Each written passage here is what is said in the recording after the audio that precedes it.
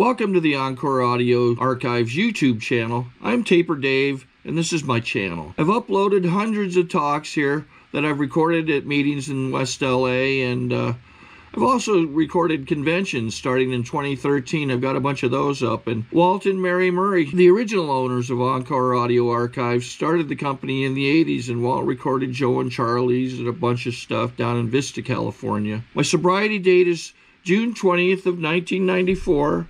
I hope you find something you like, so please like and subscribe to my channel and comment down below. If you want to hear something that I don't have or that you don't see, I'll see that I get it. Anyways, take care and have a great day if you want to. Hello, my name's Mathew. I'm an alcoholic. Shirley, I want to thank you for inviting me to this gigantic event. And John and Karana, thank you so much for taking such good care of me.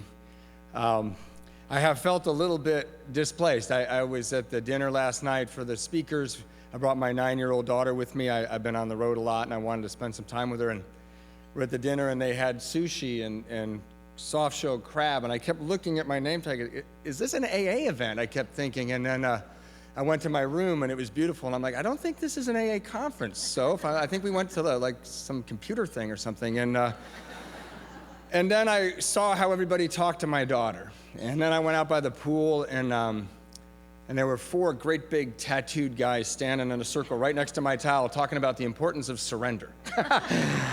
And I said, oh yeah, this is an AA thing. And that's what I love about this. There's a guy out there somewhere, Zach, a friend of mine from Hermosa Beach. If you can hear me, Zach, I'm so glad you're here. He's new, and I got to point to the pool and say, this is sobriety, this is recovery. And see you people, and I'm quite aware and quite humbled by the idea and the truth that any one of you could come up and do this tonight. This is just AA. We all have something that's happened to us in this sobriety and the spiritual trip, the spiritual path we're on that Michaeline kept talking about, the spiritual path that we're on that's remarkable. And the challenge I always have when I'm asked to do this is I don't think it's possible to describe what happened to me here. I just don't think I can do it. You know, I have been reborn. I have been born again because of Alcoholics Anonymous. I love AA. I love it with a passion. You know, I love what it's done to me. I love how it makes me feel when I walk across the room. And the only thing I've ever loved as much as I love AA is alcohol. You know, because I loved what it did to me, and I loved the way it made me walk across the room. You know, and I don't know, so we're kind of stuck with our stories. You know, we're stuck with what it was like, you know, what happened and what it's like now. And I'm really praying that I talk a lot about what happened and what it's like now, because I want to talk about recovery. We've had such great speakers, you know, and I've tried not to be nervous. I'm not sure if it's those of you that walk up to me and say, are you nervous? That make me nervous, or if it's those that walk up to me and say, you're my favorite speaker. They're like, shut up, both of you, you know. I mean, thank you. And also another weird thing that made me think this wasn't an AA thing is every single person here is really good looking. I'm not used to that either. I don't know how does that happen? Like Debbie said, I came here 33 years ago, and I'm like, so you came here when you were 7, right? Right? I mean, look at her. Is this the planet where you guys come from? Because it's not the planet where I come from. But anyway, I'm really pleased to be here, and I just hope that I'm not nervous, and I hope I'm still your favorite speaker. My sobriety date's May 16th, 1993, and my home group's the Hermosa Beach Men's Stag on Monday nights. What I'd really like to talk about is I think what I'll do is I'll tell you my first drink, and then I'll fast forward to my last drink, because in between it was just debauchery. But I didn't come from an alcoholic home, which is odd because I'm Irish Catholic, and I have right on for the Irish Catholics. If you got to see Stephanie today, the Al-Anon speaker who was remarkable, she's Italian Catholic. So I think it's just a Catholic disease. I think, you know, although I know there's some Episcopalians here. So, you know why Episcopalians don't go to orgies? Too many thank you notes. You know?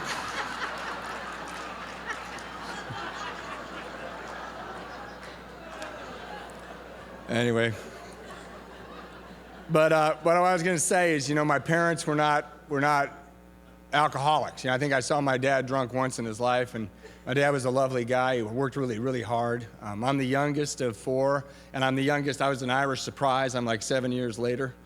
And my mother was this school teacher and just a really dignified, lovely woman. But my brothers were alcoholics. And my brother, 7 years older than me, was a pretty bad one, and he was my hero too. He looked like Paul McCartney, and he played the drums, and I thought he was God. And then he ruined my family life. And he disappeared, and he wrecked cars, and my dad would wake him up for school, and there'd be a girl in there, which fascinated me. But it was not happy, and so I didn't drink when everybody did in high school, because it was at the height of that misery, with my parents crying and wondering where he was, and then eventually they kicked him out, and then he got married as a teenager, and it was just awful. So when everyone else was drinking, I didn't drink. But this one night, and you have to kind of understand, I went to a very small Catholic school in Redondo Beach. I've had the same 6 friends all my life, because it was small, and at that time, these 6 guys were having a party, just the 6 guys and me, at this house in Hermosa Beach, and I always felt like they were better looking than me, and I always felt like they were smarter than me. I did, and I always thought they were better athletes than me, and the truth is, they were only better athletes than me, actually. Time is planned out, but I thought they were doing me a favor. I thought they were being friends with me for all those years, because I just had that thing in me. I had bad acne. I was really skinny. I couldn't play sports. I played guitar. I played guitar privately alone in my room for hours and hours a day.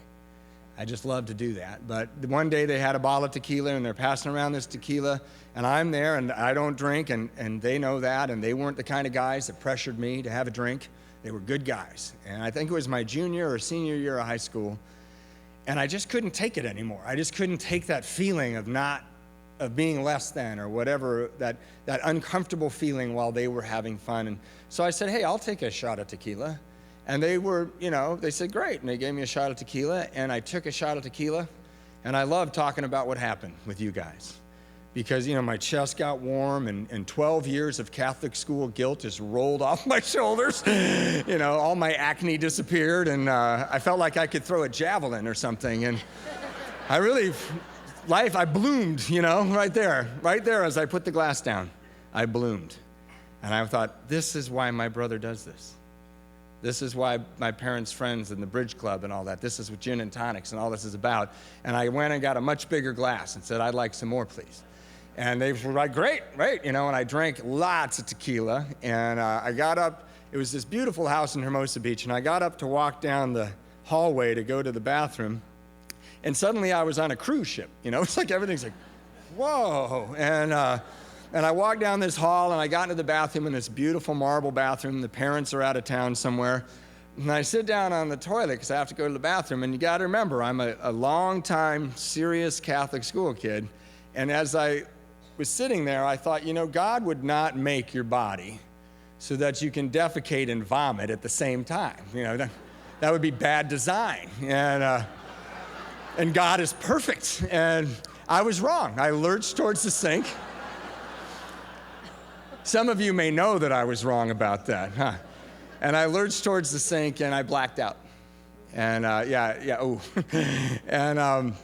this funny part about this story is I woke up the next morning on the floor of the bathroom in a sleeping bag with a pillow under my head, like I'd gone camping in the bathroom, And it smelled kind of like bleach in there, and I was like, this is a weird place for me to decide to sleep at Casey's house. And I got up, my head was pounding. I had no idea how I ended up there.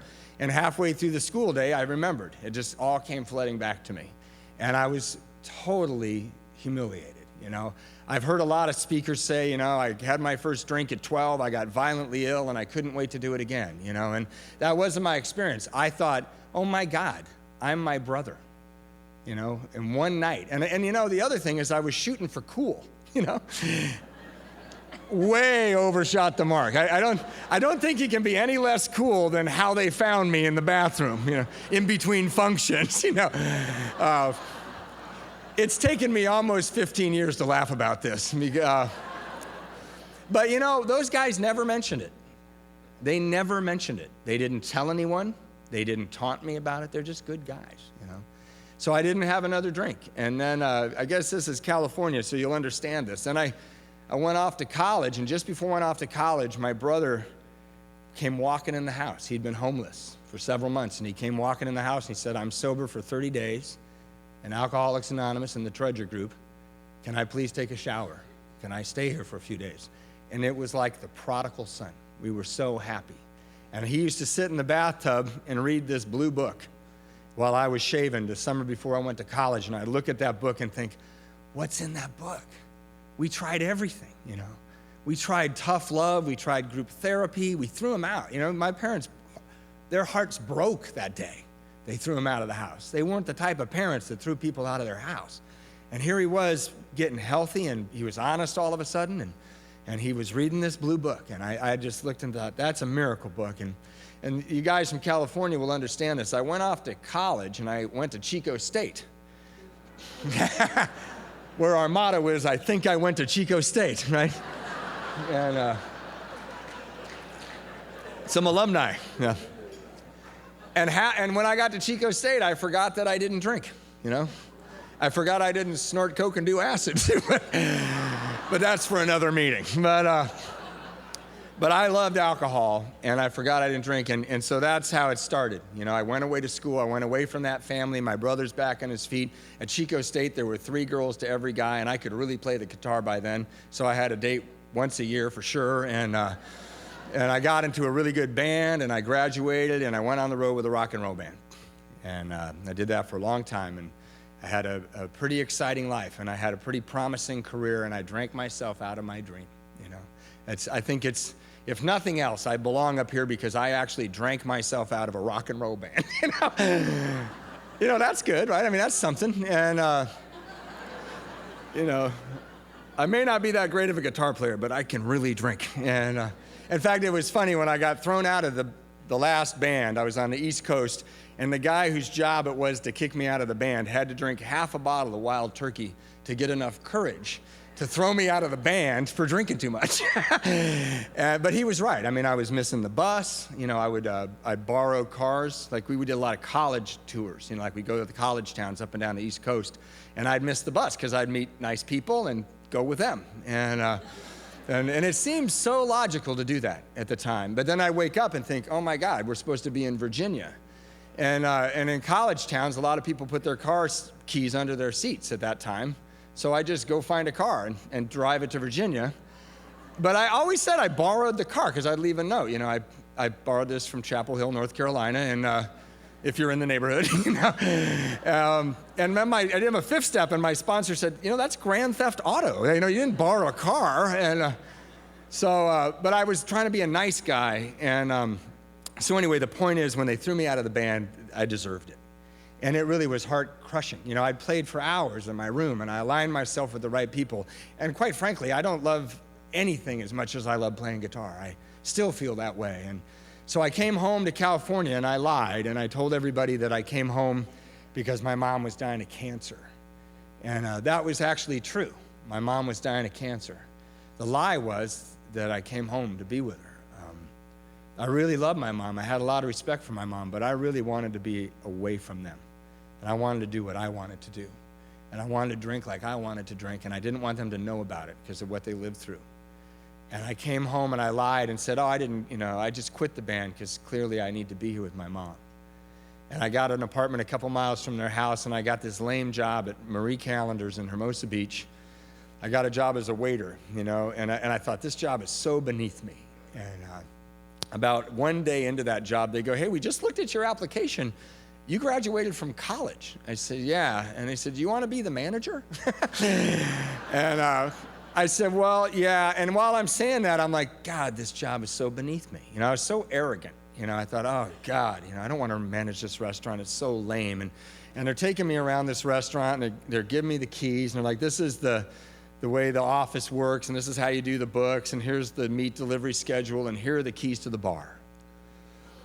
I know, and then a light came through the window, and you know, and I went, this is a perfect job for a guy with my talent. It just all like meshed right in front of me, and you know, I'm kind of half kidding, but I thought, you know, there's benefits. And then they introduced me to all the 17 and 18-year-old waitresses, and I had the keys to the bar, and I can do math, you know, and I went, yeah, this is great, this is great. And that's exactly how I managed that restaurant. I couldn't wait to get those pesky customers to leave, you know, so that I could get up to the bar with these girls and drink some and see what happened. And what almost always happened is we'd drink, and they'd go, hey, you want to go to a hot tub somewhere at our house? And I'd be like, but why would we leave here, you know? We're not done yet. And I'd fall asleep on the bar. I fell asleep on the bar many, many times. And sometimes I'd go off with them, but not very often. And I'd wake up in the morning. I hadn't done the books. I hadn't cleaned up the bar. I was a terrible restaurant manager. And the day they fired me, which stunned me, I was like, how could you fire me? This job's beneath me, you know? Remember that feeling? And but the day they fired me, I'm going to say she was an 18-year-old waitress, came up to me and said, I'm pregnant. And I said, you're pregnant? And she said, yeah, I'm pregnant. And I hope you hear me all the way through before you judge me. But if you lined up all the waitresses at Marie Callender's that I could have gotten pregnant, I would have said, not that one. Please, God, not her. And the men are laughing and the women are seething, you know. But I want to be honest, okay? I want to tell you the truth. And that's how I felt. And it's even more absurd, the reason I felt that way. The reason I felt that way is I was 31, right? She's 18. And I thought, she's so selfish and self-centered. I really did. I thought, not her. She's like this spoiled Manhattan Beach girl, you know? And oh my God. And then I went upstairs and they fired me. And you know, and I'd been awake for a couple days. I hadn't had a sober breath in a long time, and I looked like hell, and they fired me. And I had so much pride that I pretended to walk out to my car in the employee parking lot. I had a car. I had not seen it in many months, and I just forgot, you know, where it was. So I would take the bus, but I always would come in the employee parking lot door because I didn't want to admit that I'd lost my car. So when they fired me, I marched out into the employee parking lot and wandered around out there, and then I was so devastated, and I was like freaked out. I thought, oh my God, this girl's pregnant, and I knew that I was spiraling out of control. I was way past spiraling, and I went all the way around the block to go to the bus stop, which ironically is right in front of the Alano Club in Hermosa Beach. I didn't know that. I didn't know what an Alano Club was, but I walked up to the bus stop. But also right there is a center where they teach like 20 to 30-year-old mentally retarded people how to live on their own, like skills, how to do things like pay their bills and cook. So I walk up to this bus stop. I got snot coming out of my nose. I got this knit tie on. You know, I got my Marie Callender's badge on, and I'm crying. And there's like 9 or 10 mentally retarded young adults standing there waiting for the bus. And I'm standing at the bus stop, and the bus just can't rescue me fast enough from my shame. And so I step off the curb onto Pacific Coast Highway and looked down the street to see if the bus is coming, and 10 mentally retarded people yelled, "Don't stand on the street! Don't stand on the street!" You know, and scared the crap out of me, you know. I was like, what? You know. And I thought they saw like the magic bus, you know. It's like, you know, and sadly, that was not my bottom. You know, you think self-awareness had vanished, you know, and I got on the bus, and I went back to my house, and I tried to drink myself to death. I really did. I sold my guitars to pawn shops, and I lived right next door to a liquor store. I just wore the same hospital. I had these OR hospital pants. I lived right next to the beach. I had blankets on my windows. I never went out the door. I would hold my breath when the mailman came up on the porch because I didn't want anyone to know I was in there. And you know, I came from all this good stuff. I came from these loving parents. My dad worked really hard to send me to that Catholic school, and he worked really hard to send me to college. And my mom and dad were these great examples, you know. And what it was like for me is when that girl was 8.5 months pregnant, I pushed her down a flight of stairs. You know, and I didn't do that because I wanted to hurt her, you know. And I didn't do that because I wanted to hurt that baby. The truth of it, and I just want to be honest, is I didn't have a feeling inside me for them. I didn't feel them at all. I think it was Michaeline said last night, it's so strong. It's so strong. I couldn't let them into me. And when I pushed her back, she just didn't want me to drink. She didn't want me to quit drinking. She wanted me not to drink that day because of something we were supposed to do for the baby. And I pushed her, and I saw her lose her balance and fall backwards off that porch down those stairs, and I closed the door before I felt I would have responsibility for it. And I heard her go. And I went inside, and I got drunk, and I never opened the door. And that's what it was like. I started out a pretty good guy with a lot of blessings, and I became an animal. That's what it was like. So on May 14th, 1993, I'm sitting on my couch. I weigh 108 pounds, I haven't been employed for 6 or 7 months. And my brother calls, and he says, hey, it's Mother's Day. We think it might be Mom's last Mother's Day. And he said, I know you're having car trouble. Because in an Irish Catholic family, if you can't find your car, that's car trouble. And we don't like to embarrass each other, So, and he said, so I'd like to pick you up and make sure you come on down to brunch. And I had called my mom and said I was going to visit her over and over and over. She lived 2 miles away. And when I called her, I thought I was going to go visit her. And then I put the phone down, and I'd head towards the door, and I'd look at myself in the reflection in the mirror, and I looked terrible.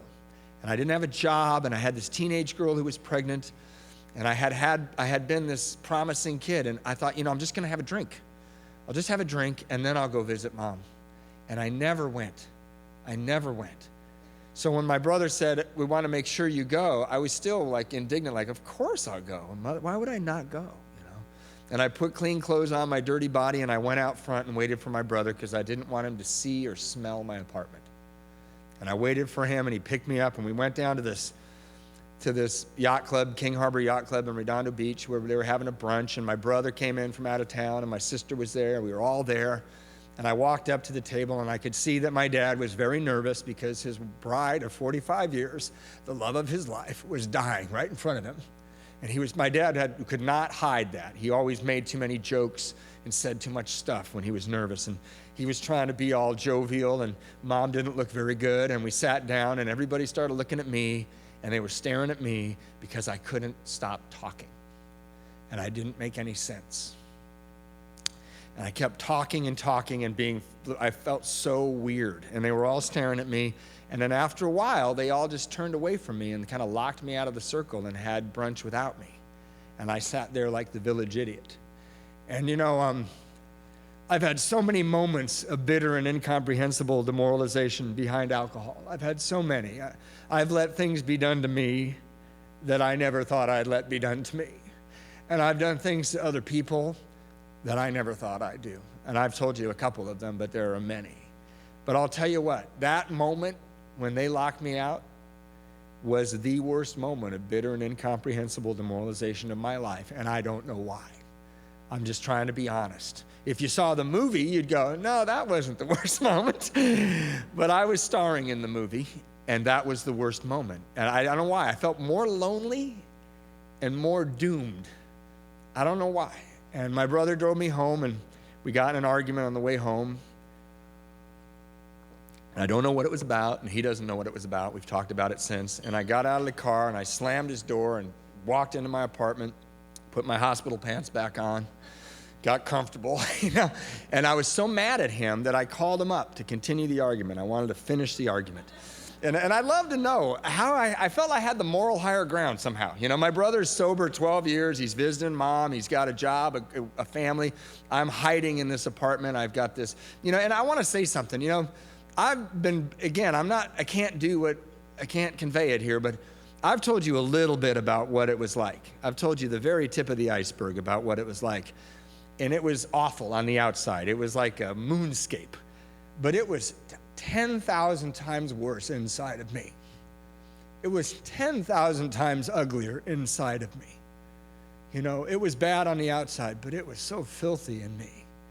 And my brother, we were fighting, and I called him up to continue the fight, and I'm screaming at him, and he just let me yell, and I yelled and yelled until I ran out of steam. And when I was finally quiet, my brother said into the phone, Matthew, I think you might have a problem with alcoholism. and I don't know why I said this. I look at this as the moment of grace in my life, but I said, totally reflexively, I didn't think about it. I said, of course I do. And I think God said that. And the reason I say that, I'm not trying to be melodramatic, but I had good reason to stop drinking. I had band managers who goes, there's a tour coming, but we're worried about you. And I'd be like, why are you worried about me? I'm not an alcoholic. Alcoholics live in their car like my brother. There were girls that I wanted to marry, and their dads would go, walk with me, talk with me. And as soon as we were out of earshot from anybody, they'd go, dude, you're a drunk. I'd say, I'm not a drunk. I'm a successful musician. I have a record contract. I'm touring all over the country. But my brother, who I was used to lying to and who I was a little afraid of, said, I think you have a problem with alcoholism. And for some reason, I still have no idea why, I said, of course I do. And he said, don't go anywhere. I'm coming back. Now that's kind of funny, because I don't know where he thought I was going. I didn't go anywhere. And I had my hospital pants on, and they weren't really made for traveling. And the liquor store's right next door. But he came over and he said, he walked in, I'll never forget this. He walked into my apartment and he inhaled and he goes, let's go to the beach, And I had dishes in the sink from the Reagan administration, and there was crap everywhere. And I grabbed a couple of packs of cigarettes and I went down to this lifeguard stand on Avenue A in Redondo Beach, and my brother sat across from me, and I thought my brother was going to beat the crap out of me, and I'd never drink again. I really kind of hoped that he was going to take me to the beach and beat me, and I wouldn't drink again. And the reason I hoped that is because I was so ugly inside of me. And my brother and I, we grew up Irish in this family. It wasn't unheard of that he would teach me lessons. But, my brother was a drunk, and he used to steal my stuff and sell it. So I never let him borrow my bike. And one time I let a neighbor borrow my bike the same day I didn't let my brother borrow my bike. And he saw the neighbor, and my brother came to my bedroom and beat me up saying, I'm family.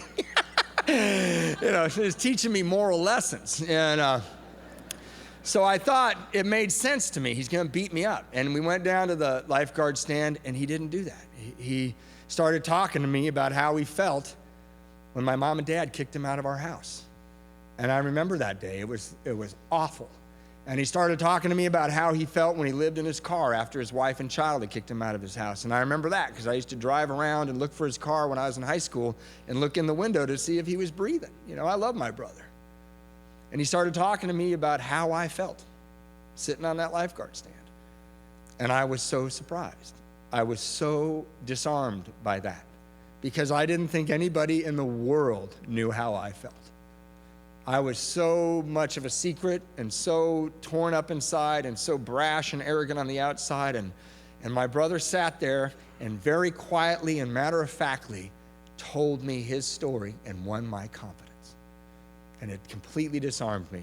And I'd like to tell you, I saw the light and surrendered on the spot. And what happened was I ran out of cigarettes. And I needed something all the time, So I realized he was going to keep talking. And I said, you're so right. I need to go to AA. And then my old Irish Catholic sarcastic brother came back into this person sitting in front of me, and he laughed in my face. He looked at me and he goes, AA? Dude, you're not going to AA. He goes, you're going to a hospital. And I looked at him, and with all seriousness, I said, I can't do that. I'm busy. And the really effed up part about that is I thought I was busy, I don't know what I was thinking, who's not going to pay the bills at that apartment? I'm the guy not paying the bills there right now, Who's not going to answer the phone? I'm the guy that doesn't answer the phone there, All the balls will fall, if you take me away. And I said, how long do I have to go to a hospital? And he said, I don't know, 28 days. And I'm like, there's no way I can leave all this for 28 days, Nah, I'm holding that couch down in there. But I believed it. And I was just so afraid. I was so afraid. And my fear was by that point, because, every day I tried to stop drinking, every day. After that girl told me she was pregnant, I would drink and get drunk and be filled with remorse. And the next morning I go, okay, not today. You're going to get a job today. You're going to go talk to that girl's parents. You're going to visit your mom. And I'd walk down the hall, and I'd take a shower, and I'd start to feel a little more human again, and I'd start drinking. And I couldn't believe it. Every day, every day, every day. So my fear was I'm unprepared to live in the world without alcohol. That was my biggest fear. And my brother was so great, he just ignored that. He just ignored that "I'm busy" line. And on May 16th, 1993, the phone rang, and I thought it was my brother. I had been up the night before getting prepared for rehab, and I don't want him to think I'm a slacker. And I answered the phone, and I only answered the phone because I thought it was him. It had rung during the night, but when my phone rang in the middle of the night, it was usually people that wanted to kill me. So I answered the phone, and it was not him. It was some woman, and she said, "Hey, your daughter was born today, and we've been trying to reach you." And I said, "Oh," and she said, "Can you come to the hospital?" And I said, "Absolutely." And I ran out, and I started looking for my car in the harsh daylight after being up getting ready for rehab, and I weigh 108 pounds, and I had clean clothes on because I was going to go to the hospital, and I'm running around, and I finally found my car, and I'm sweating, and I take all the parking tickets off my car and throw them in the back seat. And then this is a great picture to me of what alcoholism is in my life. That alcoholism is a disease of selfishness and self-centeredness, right? That's what the book says, and that's so true about me. And to illustrate how true that was about me is I got in my car and I went to the hospital where I was born. Because that's where babies come from, right?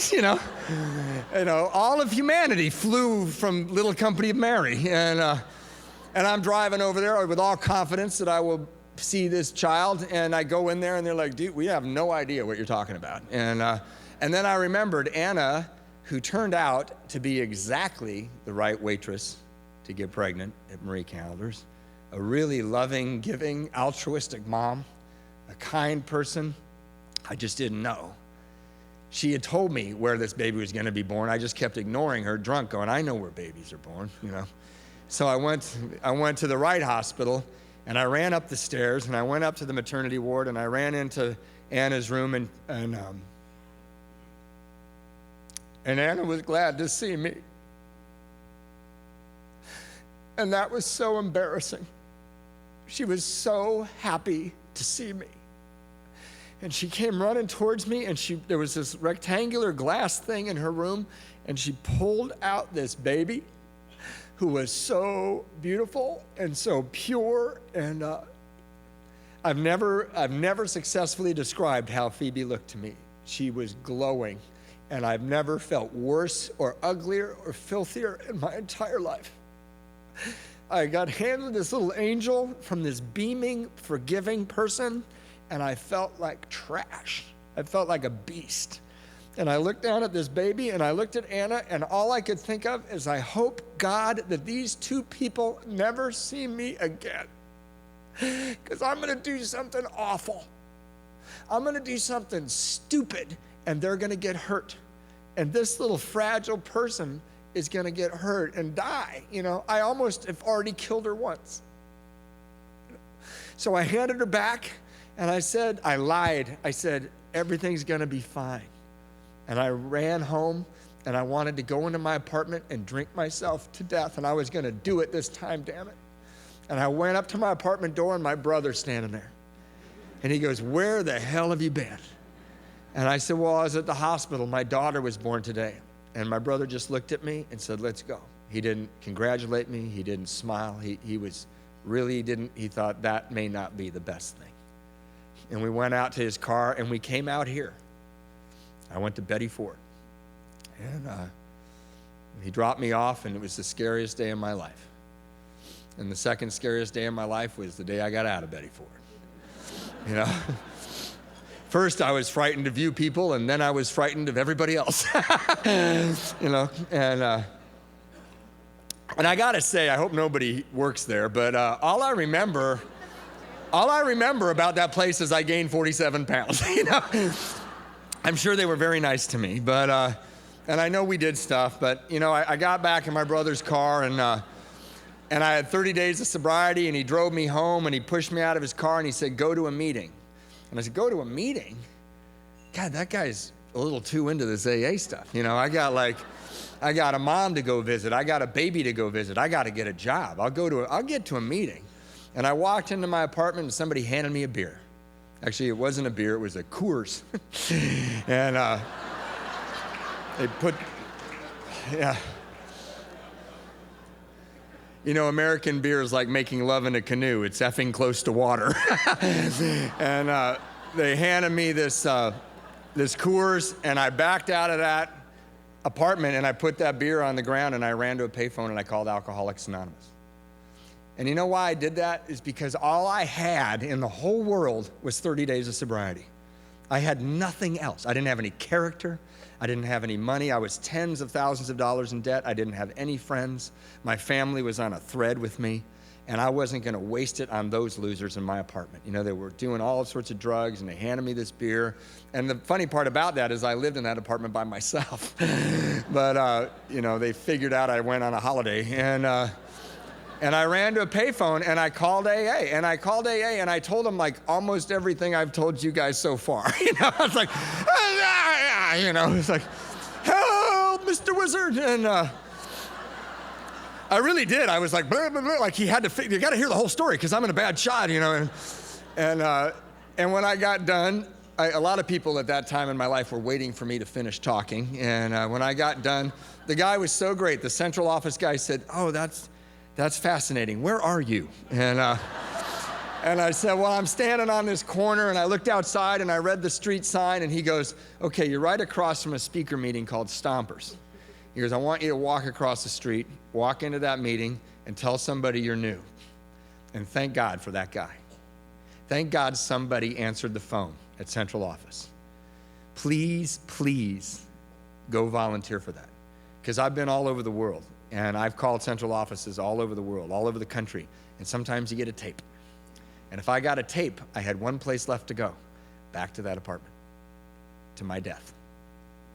And I went to this meeting, and I walked into the meeting, and it was amazing. You know, there were 500 people there. Stompers was a very big speaker meeting. You ever go to Stompers, Johnny? Yeah. It's a great big meeting, and I was terrified. I thought everyone was staring at me, you know.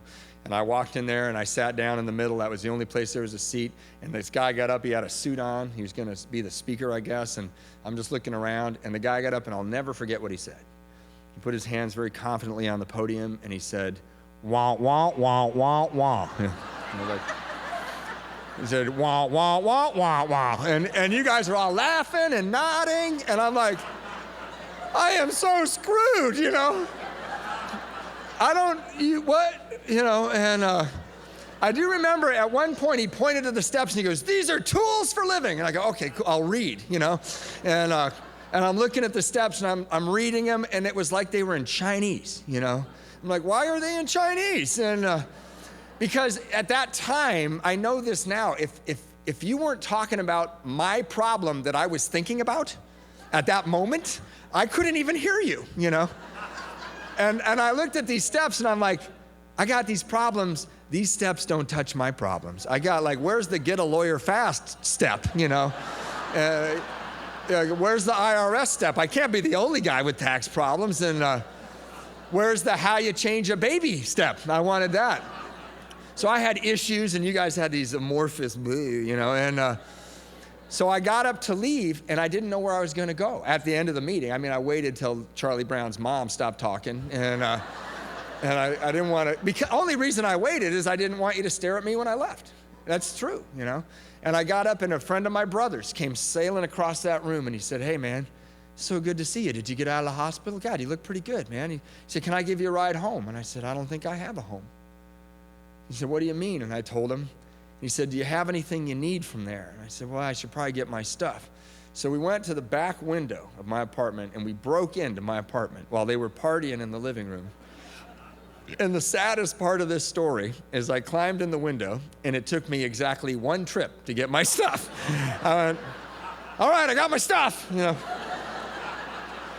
You know, it's like Steve Martin, all I need is this chair, you know, and I went out, and I went back, and I lived with my mom and my dad. And my mom's dying of cancer. My dad's been married to her for 45 years. And, you know, Michaeline asked that, but how many people in this room are in their first year of sobriety? Okay, good. Not me, sorry. That would be a little bit of a surprise. How many people in the satellite rooms are in their first year? Okay. The reason I bring that up is because I have news for you, and a lot of the speakers this weekend have talked about this. The good news is your perspective of reality and reality itself are two separate things. And I'm not talking down to you. I'm not trying to be funny. When I moved in with my mom and my dad, you know, again, they were married for 45 years. My mom's dying of cancer. Their son, who got a degree, went on the road, was successful, is moving back in. I thought it was humiliating for them. I thought it was the worst possible thing for them. Sorry to interrupt your viewing. Taper Dave here. Just wanted to take a second to ask you to like and subscribe to my channel. Let me know if you like what you're listening. I've got some very good talks here, and this one's a great one. Just curious, do you think this is better than Zoom? Tell me what you think.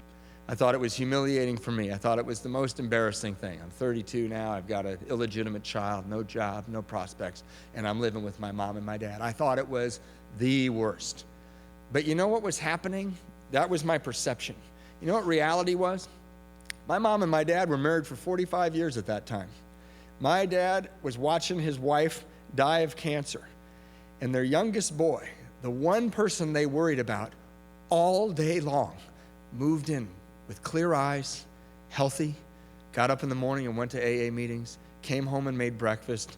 I held my dad when he cried. I helped change my mom's diapers. You know? It was perfect. It was beautiful. I just did not know that. I couldn't see it. I learned more in that year about love and my parents than I'd learned my whole life. That's how long it took me to move out, a year. And I went to meetings every day. And I went to meetings because I was so uncomfortable at my parents' house. And then I get to meetings and think, I'm so uncomfortable at these meetings, you know. The only time I was comfortable, which was not a very high level of comfort, was in the car, you know? I never wanted to go, but I had nowhere to go. And all I had was 30 days and 32 days and 33 days. I had nothing else. And I want to say something about that. You know, one of the meetings I went to was the Tuesday night men's step study on Avenue D. It's moved now, but my first time at that meeting was like my third meeting out of rehab. And I filled my coffee up too much, and there were men, and they all sat in a circle, and I walked across to the only empty chair, and I spilled coffee on my hand, and I burned my hand. And I acted like I didn't, you know. Yeah. That's all good, you know. And I sat there with a scalding hand, and they said, hey, you know, you can only share at this meeting if you've worked the steps. And I went, oh, great. And then they all started sharing like Charlie Brown's parents, you know. And I'm looking around the room, biding my time, and as soon as the meeting was over, I ran out the door, got in my car, and drove back to the other uncomfortable spot where my parents lived. And then the next time I went, the next Tuesday, it became the meeting. I just went to that meeting again. That was the one I found on Tuesday. I walked in, and I walked up to the coffee, and I went, and I filled my coffee up halfway. And then I went all the way across the room, and I sat down in that circle, and one guy told the truth like I'd never heard a man tell the truth in front of other people, and I was shocked. I heard him, and everybody supported him and shared their truth, and I was a little surprised, you know. And I got up as soon as the meeting was over, and I took off. And the next Tuesday I went, and I didn't even worry about the coffee. I wanted to hear what they had to say. And I sat down, and these men were sitting in the same seats. And when I saw these guys sitting in the same seats, I was really impressed by that. The message to me was, people take this really seriously. These guys look like they have good lives, and they're here every week sitting in the same seats. Never underestimate what you're doing in a meeting. Never underestimate it. I got that message. And I started hoping Jeff was going to share again and Jim was going to share again because I liked that guy. And I got my sponsor out of that meeting, you know. And I went back and I went back and I went back and I started to get cleaner inside. And all I did was take my feet. I did not want to go. I did not say anything. I did not have a commitment. I didn't do anything. And I started to get cleaner inside. You know, and so many things had to happen. I look back at that time, all those guys had to get sober and work the steps to share honestly. That coffee had to be made. Things had to conspire, like whole unrelated things way beyond my control or power had to conspire together. And all I did was sit in a chair and started to heal. And the reason I'm belaboring this meeting and telling you about this is because I go to AA meetings all around the place. And it never ceases to amaze me when I'm standing outside and somebody's smoking a cigarette and they got 6 months of sobriety or they got a year of sobriety, and like me, they could not stay sober before they came here. And they're smoking a cigarette and they go, you know, I just don't get the God thing. I'm having a problem with the God thing. And I'm looking at them and I'm thinking, that's like driving on the freeway, you know, going 80 miles an hour and turning to your passenger and saying, I got a problem with the engine thing, you know? It may work for you, but I'm a critical thinker, you know, and I wish I had what you had. Remember that condescending crap? I wish I had what you had, but, you know, I'm an intellectual. I can't, this engine thing, I just don't believe in it, you know? The God thing's happening. It's here now. It was out by the pool. It helped me walk across the room today. The God thing's happening because we're not drinking. I was looking out at that pool at all these different people, all these different kinds of people, drunks, alcoholics, drug addicts who are sober and clean, playing with their kids in the pool. Looks like the God thing to me. So I, like those people, had a problem with the word God. You know, I went to Catholic school, right? God scares me to death. Sister Dennis Ann, when I was 14 years old, stood up in front of the class and said, if you boys are thinking about sex, you are going to hell. And I felt very alone at that moment. And I looked around the room and I started looking at those guys that I grew up with and I said, hell is gonna be very crowded. And then let all the girls back in, 14-year-old girls in Catholic school uniforms, and I was going straight to hell. You know, and I'm telling you that because God, the word God, made me think of a guy who I had tried to be what I was told would please him. And I never succeeded. Personally and privately, I knew that I was failing by what I was described to me as a good and holy life because I went through puberty like a human. And then I started drinking and I did things I should go to hell for. I did a lot of things, and by then, he was done with me. So God kind of screwed me up, the word. But I wanted to deliver the message. The God thing is alive and well. Don't worry about the word. That's my little message to those of you, probably not in this room, but people have a problem with the God thing because it's a word, you know. And what I have to say about that is get out of your head and get into your eyes. Look out. It's here. So I want to tell you about some important things that happened in my sobriety. One was I was walking next to my sponsor when I was like 60 or 90 days sober, going into a meeting, and I said, hey, you know, I thought having this baby was the worst possible thing that could happen to me with this teenage girl that was selfish and self-centered. And I said, and you know, I'm a guy in AA now, and I'm starting to see what you guys have to offer, and you know, it's probably a great blessing. And I love this girl more than I even love myself. And my sponsor just walked into the meeting. He didn't look at me. He didn't pat me on the head, you know. And I looked at him across the room thinking, maybe he's hard of hearing, you know, and he's getting old. You know, I think he was like 32. And we walked back out to the car, and I'm trotting alongside, you know, and I go, hey, you know, I don't think you heard me in there. I love this little girl more than I love myself. And he turns to me, and he puts his hand up in front of me. He goes, how much child support do you pay? And I said, well, I work at a newspaper from midnight to 4 in the morning, stacking papers on a loading dock, and I live with my mom and my dad. And he said, oh, yeah, I know. How much child support do you pay? And I said, well, I don't pay any. And he goes, then you're kind of full of it, aren't you? And I said, what? And he said, Matthew, this is a program of action. You must get that by now. You go to 6 gazillion meetings a day. He said, you know, it's not a program of talk. It's a program of action. So why don't you stop telling me you love your daughter, start showing me, and then I'll know. And I got in his car, and my face was all red, you know, and I got back to my parents' house. It's hard to be filled with righteous indignation at your parents' house. And I'm walking around my old bedroom, you know, because, you know, clearly I got to get another sponsor, right? This guy's a dick, and that's, whoever's taping, that's a proper name. That is not a swear word, and his name wasn't Dick, but it's anonymous, and but you know, I'm walking around like all red-faced, and then it occurred to me, you know why you're so mad, Matthew? It's because he's right. You're full of it. You don't do anything to prove that you love that little girl. You don't do anything. So I called up Anna. Instead of breaking up with my sponsor, I called up Anna and I said, hey, you know what? I should give you some money. And she said, oh, that would be so great. You know, I'm trying to go to college and this is harder than I thought it would be. And I said, well, how much do you want? And she said, oh, let's not do that. She said, why don't I take a percentage of your paycheck?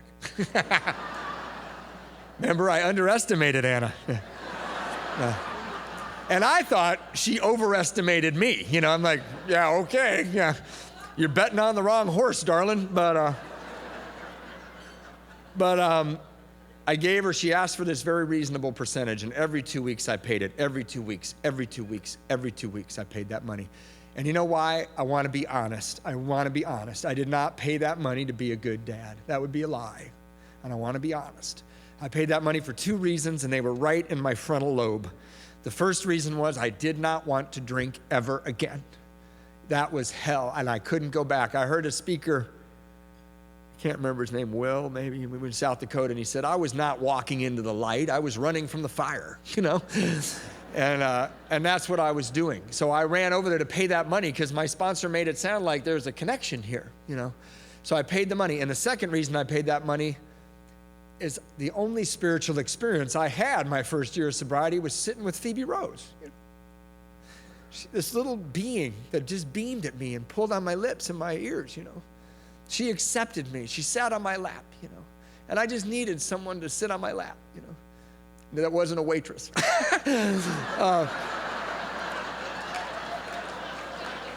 They were no more waitresses. I was no more waitresses in your first year.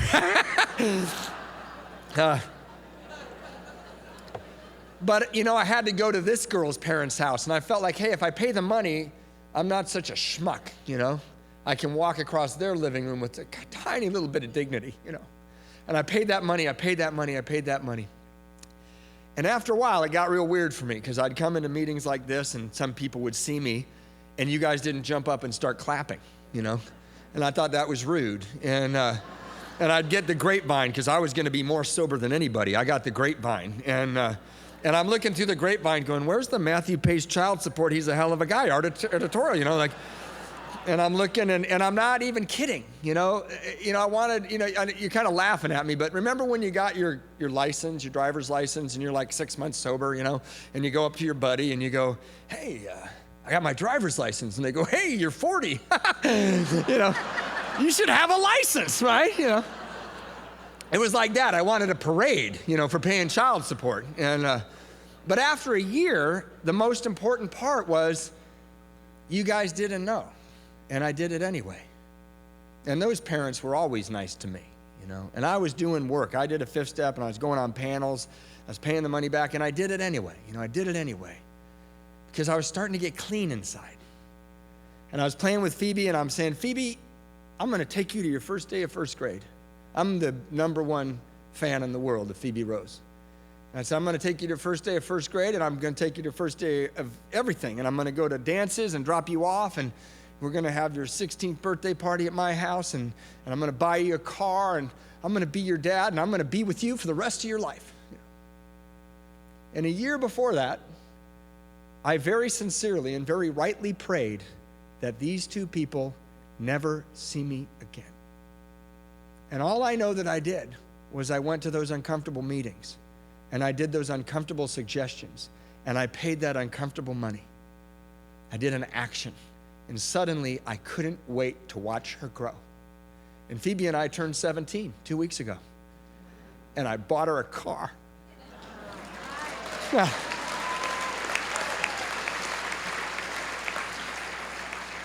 A really crappy car. And because I want her to know what it's like, you know. And no, her mom and I bought her a car, and her mom, you know, her mom babysits my kids with my wife, and I babysit her kids. Anna and I are friends. You know, I went to Anna's wedding because of you, you know. And I want to tell you some other amazing things that happened to me. One of the things was I was praying that prayer, you know, relieve me of the bondage of self, that I might better do thy will. Because when I read that prayer, I went, wow, I understand what that word, that phrase, bondage of self means. I got the bondage of self, you know. I have to narrate my every thought, you know. Now you're thinking about going outside, you know. Now you're thinking about her, you know. It's like I got so many selves, it's crazy up here, you know. And so that bondage of self, the relief from the bondage of self, I wanted that. So I said to my sponsor, hey, I'm doing this prayer to relieve me of the bondage of self. And he goes, that's great, man. He said, why don't you help God out and relieve yourself of the bondage of self? I was like, you know, wah, Charlie Brown's mom, you know, wah, wah, wah, wah. And I'm going, okay. And you know, I'm so prideful, I have to like walk around the whole AA group and then come back and go, what do you mean? And he goes, well, like, why don't you do something nice and don't tell anybody, right? So I go, okay, I could do that. And I sat down at the Hermosa Beach Men's Stag, and we raise our hands if you're from out of town. We ask for out-of-towners. This guy raised his hand and said, my name's Kevin, I'm visiting from Australia. And I went, look, Kevin, I can remember that. And he goes, I'm gonna visit every month. I thought, okay, I am gonna be relieved of the bondage of self now, because I'm gonna do the great altruistic act of remembering that guy's name for 30 whole days. And I really thought, this'll do it, you know. And so 30 days later, of course, I forgot all about the guy, and I'm standing there out in front of my meeting, and I see him walk by, and I do a double take, and it was like, you know, Dream Weaver, you know, I'm like, Kevin, you know, and I run over there, and I go, Kevin, welcome back to the greatest meeting of Alcoholics Anonymous in the world. And he goes, wow, you remembered my name. And I said, yeah, it must be hard traveling, you know, and this is a great meeting. You lucked out, man, and I just want you to know that you're welcome here, and you're a member of the group. And he said, you know, I'm impressed with that. He said, what do you do for a living? And I said, well, I stack newspapers on a loading dock, you know. This is a program of action. And he said, wow, really? He said, let me talk to you. And he went outside and he gave me his card, and he said, I want you to get a suit on and print out your DMV, and I want you to come to my office. And I looked at his card, and he was vice president of this airline, right? So I go, wow. And I got my newcomer suit on. I had a nice black suit, and I had brown hush puppy shoes, because those were my shoes, you know? And I got my DMV, and it was like this thick, you know? And I go down, I march down to his office, and he opens the door, and he looks down at my shoes, and he laughs at me. You gotta love AA, right? He goes, and he goes, come on in, I want to introduce you to the woman in human resources. And this amazingly beautiful Hawaiian girl walks up, and she looks at me, and she glanced at my shoes, and she said, hi, Matthew, I've heard about you. Come in here, I'm going to interview you. Can you fill out this application? And I did all that, and I had that big gap in my resume, you know, gone to the party, you know, like rock star, you know. And she had not heard of my band, and I sat there, and she's looking at my DMV, and she's looking at my shoes, and she's looking at me, and she's getting nervous, you know, and I'm really nervous, you know. And she goes, hold on just a second. And she goes into his office, which was right behind me. It was a corner office on Century. His office was really beautiful. And he goes in there, she goes in there, and I can hear through the wall. I hear this through the wall. He goes, he's not gonna fly the goddamn planes. He's gonna put people on them, you know. And then the tables were turned, you know. She comes in, she's really nervous, you know. I'm completely relaxed, and I love AA, and she goes, I guess we're gonna hire you, and I'm like, goddamn right you're gonna hire me, and you're lucky to have me, you know. I just gotta go quit my job at the loading dock, and I'll be right back, you know, And you know, the reason I tell you this story is that, you know, I did this little tiny thing. I remembered a guy's name. I tried to help God out, you know? And God came rushing towards me and said, hey, you know what? You're starting to get it, man. Let's change. Let's have a little change. And I got this great job, and I was the most uncool guy. You know, I was hired by the vice president. I didn't go out drinking with anybody. And I blew it on my second day on the job after training. I'm checking somebody in, and there's this very handsome gay guy. The airport's a great place to work if you're heterosexual. It's beautiful women from all over the world and handsome gay guys. So all the competition's gone, and And they're kind of fun people to hang out with, and there's all these women from all over, you know. And I'm sitting there, and this guy looks at me and goes, "This job is hell. Don't you think this job is hell?" And I go, "Oh, no, man, this isn't hell. I've been to hell, you know. This is great." You know.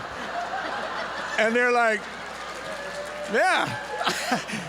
And they're like, "Hey, don't trust the new guy. He's I don't know what the hell's going on with that guy." And so I wasn't the cool guy at work, you know. So around that time, I had gotten to the 11th step, and I had this problem with the word God, and I went to my sponsor and said, "I don't get the 11th step. Prayed only for knowledge of God's will for me. Really? Really? What does that mean, you know? That doesn't make any sense. What am I supposed to know God's will? How do I do that? It's too ambiguous." And he looked at me, and I don't think he answered me the first time. He said, "Well, I understand." And I came back, and I said, "You know, these are tools for living. I'm into this thing. I love this thing, but that 11th step, I feel like I don't understand it." And he said, "You know, Matthew, I've been thinking about you, and I think you just make things way too complicated." He said, "You know, when the alarm clock goes off, that's probably God saying, 'Get up,' you know. When a bill comes in the mail and says, 'Pay this amount,' God's looking over your shoulder, and he's going, 'Hey, pay that amount,' you know. And when Phoebe's diaper needs changing, God's saying, 'Let's change the baby.' He said, 'Just do the next indicated thing, man, and you'll be doing God's will. I'm pretty sure.'" And you know, it sounds so simple. It sounds so simple, but I can actually point to that moment where my life changed. I got up in the morning, and I realized just doing that was God's will. I paid the bill. I changed the diaper. I went to work. I hung out with my mom and my dad. I went to the meetings. I went on the panels. I did all that stuff, and I was comfortable and relaxed because I thought I'm doing God's will. So on my way to work one day, I bought a guitar. And I was so excited because I'd lost my instruments, and I went to this, and I bought a nice guitar, you know, and I went to work, and I wanted to show somebody at work my guitar, but I was not the cool guy at work, and which was fine. You know, I had been the cool guy at work many times, and I always got fired, you know. So always, you know, there goes the cool guy, and so I'm standing there, and I can't show anybody. So I put my guitar in my locker, and I work at this job that I really liked. I really liked that job. And I got my guitar out of the locker, and I went to the employee bus that night, and I'm standing at the bus stop, and up walks these other people from other airlines, not my airline. And there was this woman from British Airways standing there, and I randomly picked her, and I said, "Hey, can I show you my new guitar?" And she looked over at me, and she said, "I don't look at strange men's guitars." And she gets on the bus, and I'm thinking, that's kind of weird, you know, and I thought, she probably thinks I'm hitting on her, you know, and I'm not. I just want to show her my guitar. So I climb on the bus, and unfortunately for her, the international terminal is like halfway around, so the bus is full, right? And she and I are pushed against each other, and there's a guitar between us, and she has this book in her hand, Surprised by Joy by C.S. Lewis, and I look down at that book, and I realized I got to make her comfortable. She's very uncomfortable. And I said, "Hey, I've read that book." And she goes, "Well, cut to the chase. Do you believe in God?" And I started to shake, you know, and I went, "God saved my life," you know, you know, and all the blood drained out of her face, you know, and I went, "Jesus, Matthew, calm down, you know, bad pickup line number 2. And she kind of got quiet, and I said, "You know, what do you think? What do you think?" And she said, "I don't really know. You know, I'm taking this class." And she starts talking to me in this beautiful British accent, and I'm starting to look at her for the first time because all I'm worried about is someone to observe my guitar. And I'm looking at her, and she just is so pretty. You know, she had this long, elegant neck, and she had these blue eyes and short, dark hair. And we get off the bus finally, and I said, "Hey, you know what? Why don't let's forget about this guitar. You want to have dinner sometime?" And she did not think so. She was like, "Oh, right, yeah, you want to see my guitar? I've read that book, you know, and you know, I'm just misunderstood, you know." And she walks off into the night, you know, and I joke about this, but I'm only kind of half joking because I knew that I had grown spiritually, because the next day I went to work and I didn't tell anybody she was a lesbian, you know, because that's kind of her business, you know, and I'm okay, she's okay, we're good, you know. And I told that story at the Pacific Palisades meeting, and this woman waited in line after the meeting, and she came up and she goes, "Hey, Matthew, I'm a lesbian." And I said, "That's fantastic." And she said, "You know how I know I'm a lesbian?" And I said, "No, how do you know?" And she goes, "Well, I'm not attracted to you." And I was like, oh, yeah, thanks. And so I'm just helping women with their sexuality all over Alcoholics Anonymous. And miracles happen here. And but I'm only, you know, what I'm trying to say is I went to work the next day and I was a little bummed that I had made that woman uncomfortable because I felt like she was a nice person and I would have liked to get to know her. But I didn't feel angry and I didn't feel less than. And that is a spiritual awakening. I felt like my company was good company. And I had never been that way in my life. So the next day I just worked. You know, I only thought about her, I don't know, 22 times. You know, and then I went back up to the bus stop and here she comes and I'm like, oh, great, you know. And I thought, well, I don't have a guitar. She won't recognize me, you know. And she came up and she tapped me on the shoulder and she said, you know, I've been thinking about it last night. I think I might have been rude to you. Would you like to miss this bus and have coffee with me tonight? I don't think I want to have dinner, but I would like to have coffee with you. And in July, we'll celebrate 14 years of marriage. Come on. A guy converts a lesbian, and that's all he gets? Yeah. Come on, people. Yeah. Miracles. And if you're new here, you're like, he hasn't even talked about AA for like 10 minutes. And, but I have. I've actually been talking about it all along. You know, this woman is amazing. She's beautiful. I told my sponsor when I was going to marry her, I said, you know, she's not blonde, she's not anorexic, she's not addicted to heroin, she's just really not my type, you know. And he said, yeah, you've changed, you've grown, you're attracting somebody better. And you know, my wife doesn't need me, and my wife is a small, petite, lovely woman who doesn't need me. And 14 years later, I'm thrilled to death. I love her so much.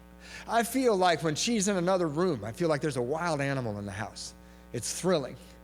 You know, I've never lied to her. I've never lied to my wife. In 14 years, I can look you all in the eye.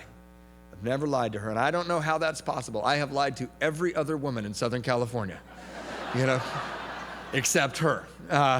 Because I was never enough. I was never enough. And when I met her, I was enough. You know, and what was really great is my wife, the type of person my wife is, my mom was still alive. She got to see her youngest boy get married. And she didn't want to go, she wanted to go back to Illinois to see her home life where she came from, but she didn't want to go back. She was afraid. And my wife said, why don't we get married in Crystal Lake in Illinois so your mom can go home again? That's the type of person my wife is. You know, we got in this plane and we went there and we have this little house in Crystal Lake on this big lawn. It stretches down to a little dock. And it goes out on the lake, and I walked out on that dock waiting for this amazing woman to walk out that door and onto that lawn and marry me, this beautiful woman, way out of my league. And I stood on that dock, and I looked up at the clouds, and I said, thank you, God, that this is the next indicated thing. Because the next indicated thing isn't always a dirty diaper, and it's not always a bill and an alarm clock. It's not. Sometimes the next indicated thing makes your heart blow up in your chest with joy. And I've had it over and over and over. Some of you have been lucky enough to meet Sophie Ann, my daughter. I was in the right hospital, not the hospital where I was born, with her mom. I had insurance, you know. I've done that a couple times. I got 3 kids now, Phoebe, Rory, and Sophie, and we have this amazing life. And I love my wife. I love my wife so much. I can't even tell you. There's a calmness around her that I've never found anywhere else. She's home. And Michaeline talked a lot about stuff, about telling what's really happening. And I want to be really clear, you know, I didn't get sober and do the 12 steps and sunshine started coming out of my ass, you know. It didn't happen, you know. I've heard that happens, but it didn't happen to me. And I've made a lot of mistakes, and I've had a lot of great things happen. I've had a lot of bad things happen. My parents died in my arms. My mother died in my arms, and my father died right in front of me from a broken heart. My mother died of cancer, and I had made amends.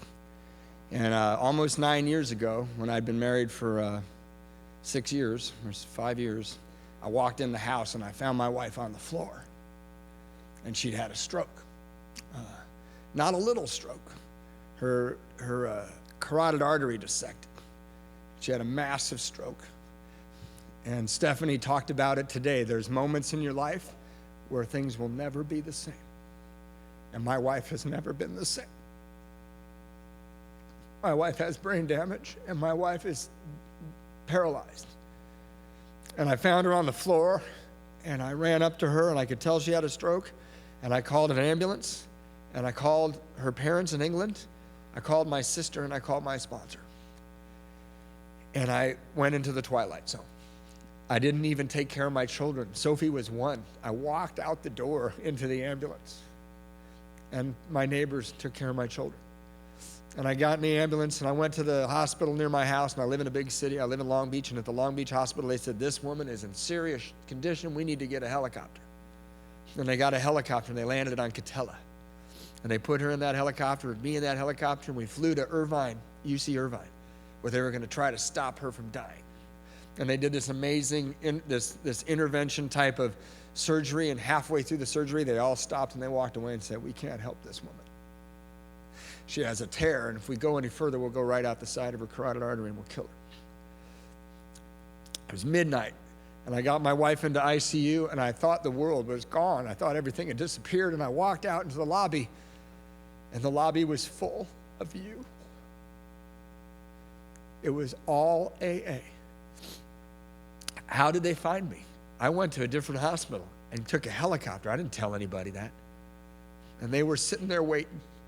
And I walked out there, and the message was so loud, and the message was so clear, and the message was, you are not alone.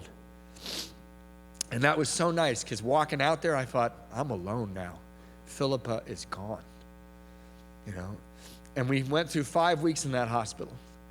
And I don't know if I have time to tell you this, but 1 week into her stay, I was supposed to go start this new job. It was my dream job. I'm a drug dealer. I'm a pharmaceutical salesman. And I'm just trying to get my money back. And can I get some more water? And I just gotten into this career. I just finally broke in, and I was supposed to go in 7 days, and I went to my sponsor and go, I don't think I can go to training in Chicago. And he goes, why not? I said, because my wife's in ICU. He said, are you a doctor? And I said, no, I'm not a doctor. And he said, well, what are you going to do? You got to make a living, man. Your wife just lost half your income. I don't think she's going back to work. Do you? I said, no. And he goes, I think you should go to Chicago and not tell anybody in that company that your wife just had a stroke. We'll take care of your wife.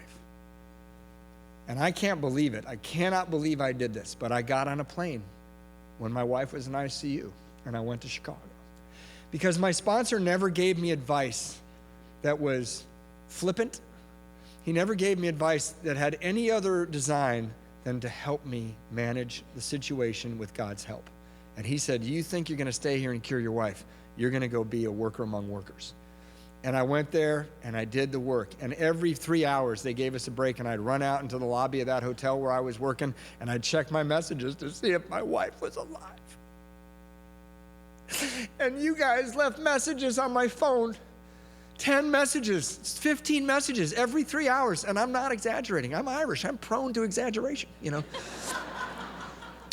And it was all the time. Hey, I went to visit Philippa. She looks good. Hey, I bought some food for her. She's not eating that crap in the hospital. Hey, we put your Christmas lights up. We put your Christmas trees up. How could I drink? How could I possibly drink? I would have had to push all of you out of my way. I was 3,000 miles from home. I was scared to death. I was way over my head with this job. I'm an English major, you know. They're talking about drugs. I'm like, uh-oh. I thought, drugs were easy, you know. And 4 weeks later, I got out, came home, and took her home, you know. And I need to end. My time is up. And I want to try to tell you a couple of things. First of all, who I really am. Okay? I love my wife. I don't want anybody else to be my wife. And I don't want my wife to be any way else than she is. But living with someone with brain damage is challenging. It's the definition of powerlessness every day. And my wife is charming, She's not gone. She's just totally different. But she forgets everything, and we're trying to raise family. And sometimes I'm sarcastic. And sometimes my sarcasm isn't funny. That's the truth. but I love her, and I love my kids, and we have dark days, and we have great days. 98% great days, you know? And there's two things I want to tell you. One is that, and we've heard it from every speaker. I think the theme of this conference has come out, you know? The theme of the conference, I think, is if somebody comes up to you in AA and says, everything is going to be all right, they are lying to you. That is a lie. Yeah. Everything's not going to be all right. Everything is going to be what everything is going to be. Right? I have this fantastic love affair. I go home every night happily. I lie down next to that woman happily. You know what I mean? I help her dress and I help her undress, and I get to do that. I'm privileged. It says in the book, in Dr. Bob's and the doctor's opinion, he asked for the privilege to work with these other men. That's how I feel with my wife. I'm privileged. I came here and I was an animal. And I'm a human being. And that happened here in Alcoholics Anonymous. So when somebody comes up to you and they say everything's going to be all right, it's okay not to believe them. But what you should understand and what we're trying to say is you're going to be all right. And you never thought you were going to be, huh? I never thought I was going to be. I needed a lot of help, a lot of dysfunction down me to be all right. And I got to tell you, I've come here and I've tried to tell you what happened here, and I have not done it. I have not succeeded in telling you what happens in Alcoholics Anonymous. If you're new here, what happens in here is all those secrets you think nobody else feels like, they go away. All those things you carried around your whole life, if you get into action with other people, if you start to love other people, it goes away. And I just want to say this last thing about God, you know, because I know that's a big sticking point, the God thing, you know. I lived my life through self-management and self-centeredness and selfishness, and it went to hell. And when I slip into selfishness and self-centeredness and trying to manage my life, it wobbles and goes badly. I have learned from you people to think about other people. Go out of your way to help somebody. Go and listen to somebody who's driving you nuts. Just listen to them, be with them. And when I do that stuff, I tell the truth and I go be of service, my life gets better. That's a power. And it's right here. And I'm so lucky. Thank you for letting me share.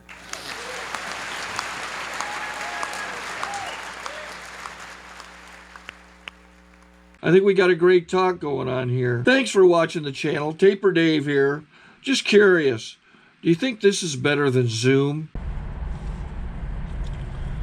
Okay, this is how I prepare my drone for launching. I like to do it inside the cab of my truck so I'm not standing outside in the weather.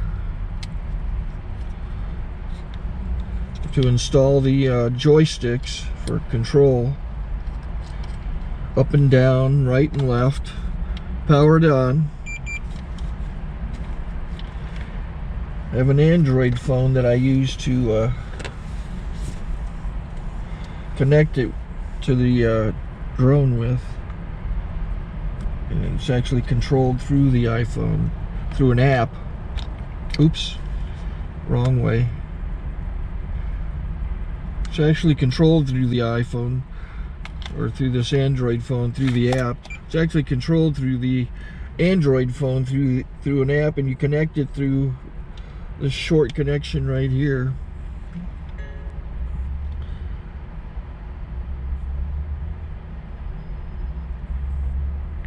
Remote control connected. Remote control's connected. So I pull out the drone.